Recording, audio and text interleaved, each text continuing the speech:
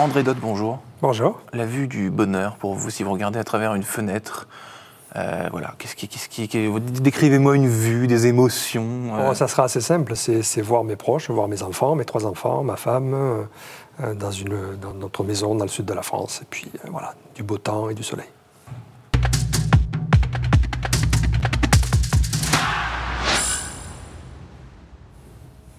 Bonjour à tous et bienvenue au Talk Décideur du Figaro avec mon invité aujourd'hui André Dott, président de Velux, le fabricant de fenêtres de toit depuis 3 ans. Vous avez pris vos fonctions à un moment un peu particulier. Je crois que vous faites partie de ces gens-là. Il y a des dirigeants comme ça où ils ont pris leurs fonctions à peu près au pire moment, vous diriez, ou alors simplement un peu inédit, quoi. Vu de l'extérieur, c'est le pire moment. Au moment de la crise sanitaire, je précise. Voilà, c'est ça. Je suis arrivé le 2 mars 2020, donc 15 jours, 3 semaines avant le premier confinement.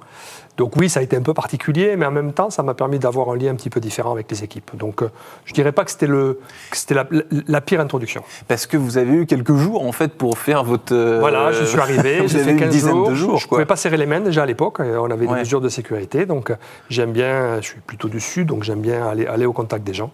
Donc je n'ai pas pu leur serrer la main et 15 jours après, on s'est séparés pour quelques mois. Pour quelques mois, absolument. Et donc, vous êtes toujours président de Velux. Absolument. Cette crise sanitaire n'a rien changé pour vous. C'était un sacré mouvement parce que, avant cela, vous étiez dans le groupe SEB depuis l'an 2000. Oui, c'est ça. J'ai passé une grosse vingtaine d'années, un petit peu avant même, une grosse vingtaine d'années chez SEB.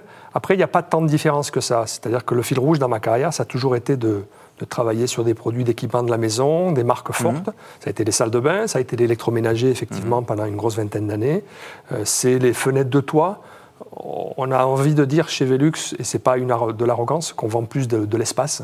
Nous, notre métier, c'est de transformer des espaces sous les toits en espace à vivre. Oui, parce que qui dit fenêtre de toit traduit une volonté d'aménager des combles, des choses comme ça, d'optimiser, d'agrandir des parties d'une maison, de bâtiments qui étaient jusqu'alors inexploités, la plupart du temps. C'est l'idée depuis l'origine, en fait. On est une entreprise danoise qui a été créée en 1941 au Danemark.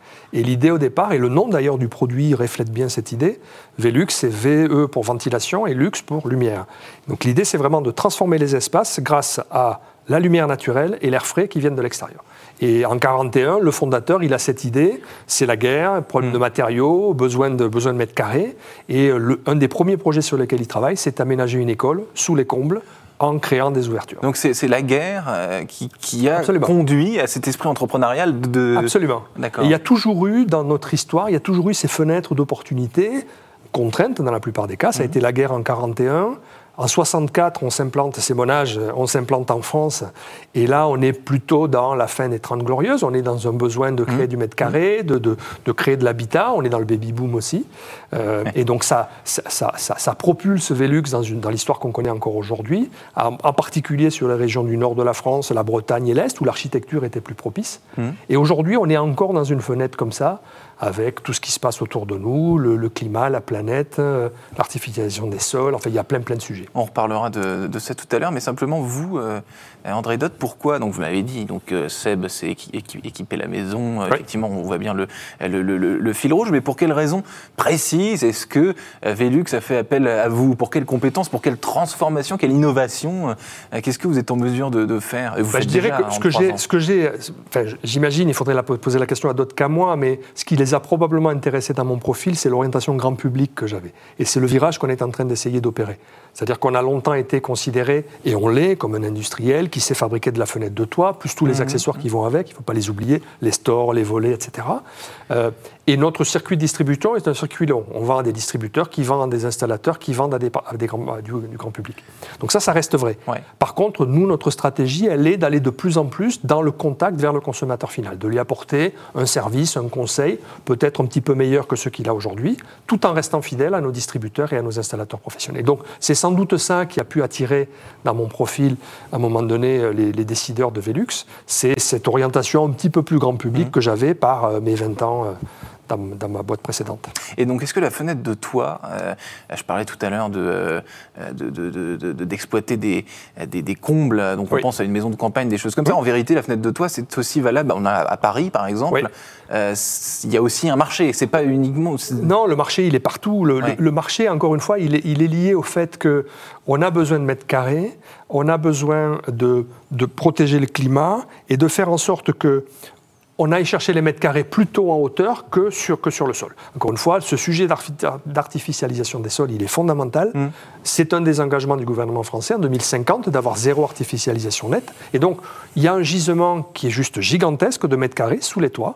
Allons chercher en équipant ces espaces. Donc, si je vous écoute bien, vous dites pour protéger le climat, au lieu de construire, construisons là où c'est possible, parce que parfois ça ne l'est pas. Oui, tout à fait. Alors, ça serait présomptueux de dire que la solution, elle est uniquement par nos produits. Et on essaie, nous, de porter un message qui va au-delà de nos produits, qui contribue à la réflexion du gouvernement sur MaPrimeRénov', sur essayer de... comment on peut utiliser l'argent public pour atteindre nos objectifs de réduction des émissions de gaz à effet de serre. Et aménager les toits, que ce soit avec ou sans fenêtre, est un des éléments fondamentaux. Mais pas plus, pas moins que l'isolation des murs, que le changement des menuiseries, que l'isolation du plancher bas, que le changement du système de chauffage, de production d'eau chaude sanitaire et de ventilation générale. Donc on a l'impression que le gouvernement est en train d'avancer là-dedans. Ils appellent ça le volet performance de MaPrimeRénov' 2024. Ouais. Et on retrouve ces parcours de rénovation qui pour nous, sont extrêmement importants. Vous le disiez tout à l'heure, donc Velux est une entreprise danoise. Est-ce que cet esprit, cette culture danoise, vous la ressentez, vous, chez Velux, et comment ? Alors, en quoi est-ce que Velux est une entreprise danoise dans la culture d'entreprise, dans le management ? Je ne dirais pas qu'on ressent le côté danois. On ressent le côté très particulier de la gouvernance propre à Velux. Qui a quoi de spécifique, du coup ? Voilà, je vais vous l'expliquer parce que vous m'avez posé la question sur pourquoi Velux est venu vous chercher. Vous auriez pu aussi me inverser la question, pourquoi moi j'ai été intéressé à aller chez Velux. Et un des éléments, c'est précisément le modèle de gouvernance qui est assez répandu dans les pays nordiques et peu en France. Dans les années 70, le fondateur originel de l'entreprise, dans les années 40, pour gérer la succession et la pérennité de cette entreprise, il a créé des fondations. Et donc la société Velux aujourd'hui appartient à des fondations qui ont été créées dans les années 70.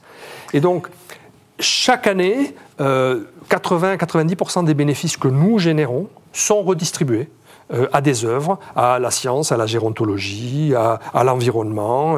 En France, plus particulièrement, à du mécénat, les vitraux de la Sainte-Chapelle, l'hôtel de la Marine. Dans l'essence de l'entreprise. Ouais. Et avec cette idée générale qu'on retrouve dans les entreprises à mission aujourd'hui en France, que finalement, si on est là, si on prospère, c'est grâce à ce que notre environnement direct nous apporte, et les produits qu'ils nous achètent, et finalement, on va leur rendre chaque année 80-90% de ce qu'ils nous apportent. Et c'est ça, on le ressent au quotidien dans l'entreprise, plus que le côté danois.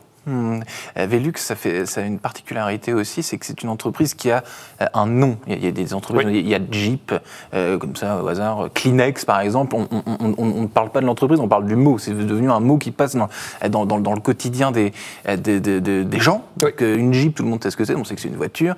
Un Velux, on sait que c'est une fenêtre. Est-ce que le fait d'avoir une entreprise, d'être patron d'une entreprise qui est un mot, dans le langage commun des gens, est-ce que c'est une force ou pas ? Voilà. Qu'est-ce que ça change ? Je dirais que si je devais choisir, je préfère être dans cette situation que dans une situation où la marque ne veut rien dire. Ouais. Donc c'est plutôt une force.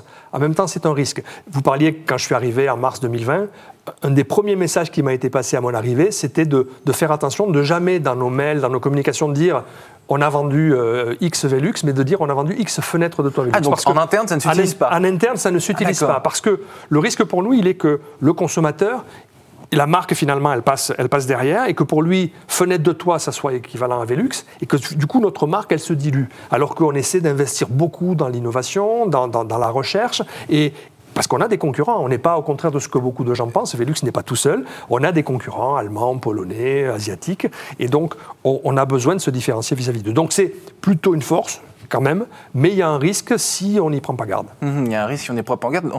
L'innovation, chez Velux, ça passe par quoi ? Comment est-ce qu'une fenêtre de toit, on pourrait dire, c'est tout simple, quoi. Je veux dire, il n'y a pas grand-chose à changer à la recette, mais vous allez me dire tout le contraire, je le sais bien.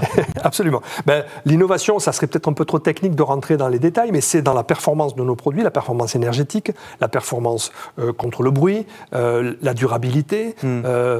Et donc ça, c'est des efforts au quotidien. C'est en termes de design aussi, encore une fois, dans l'esprit des consommateurs, Une fenêtre de toit Velux, c'est une petite lucarne avec des dimensions qui se rapprochent. On a lancé il y a quelques années des balcons. Alors c'est difficile à expliquer comme ça, mais en réalité, vous avez 2 fenêtres qui s'ouvrent et ça vous fait un balcon. On a lancé il y a 2-3 ans des verrières où on a, dans une seule armature, on va avoir 3 ouvertures, ou on va en avoir 2. Voilà. L'innovation, elle est là. C'est soit la technique, soit le design. Donc la fenêtre sur toit, balcon. Oui, balcon, on l'appelle cabrio dans notre jargon. Voilà. À une époque, vous avez employé le terme durabilité. Oui. Est-ce que c'est ça aussi qui fait foi quand on achète quelque chose? On veut que ça dure aujourd'hui, peu importe le produit. Pour vous, j'imagine que quand on vend une fenêtre, un client, l'idée, c'est pas de la changer au bout de 3 ans. C'est quelque chose qui s'inscrit. Vous avez raison. Il y a à la fois cette idée que nos produits sont de qualité, ils vont durer 25, 30, 35 ans. Il y a, comme je vous l'ai dit, l'entreprise en France, elle est créée en 64. Il y a un gros effet au début des années 70 où on commence à rénover, où il y a l'explosion des maisons individuelles. Donc il y a des volets aujourd'hui, il y a des fenêtres aujourd'hui qui sont posées dans ces maisons des années 70 qui sont encore actives. Après, par rapport à nos enjeux d'économie d'énergie, ces maisons aujourd'hui, construites dans les années 70, avec des fenêtres de toit, ou sans fenêtres de toit d'ailleurs, les maisons qu'on appelait à l'époque les maisons Phoenix, une partie de ces maisons sont aujourd'hui des passoires énergétiques. Donc on a un enjeu collectif considérable à changer, à rénover ces maisons, et dans certains cas, des fenêtres de toit des années 70 comparées à aujourd'hui n'ont rien à voir en termes de performance énergétique. Il nous reste une petite minute. André Dott, j'ai lu, donc en France, il y a un tiers des combles qui sont aménagés et un tiers des combles qui restent à aménager. Oui. Ce fameux tiers restant, c'est ça. Il est où ? Il est partout. Il est partout en France. Il y a 20 millions de maisons individuelles. Il y a 3 tiers, on va dire ça comme ça, comme dirait Pagnol. Un tiers avec des combles aménagés, un tiers avec des combles aménageables, un tiers avec des combles non aménageables ou des toits plats. Donc sur les combles aménagés, il y a à peu près 6 à 7 millions de maisons et il y a à peu près 100 millions de mètres carrés disponibles. Au lieu de les mettre sur le terrain, sur le foncier, on peut aller les chercher en hauteur. André Dott, donc patron de Velux, merci infiniment d'avoir répondu à mes questions. Je vous souhaite une excellente fin de journée. Merci.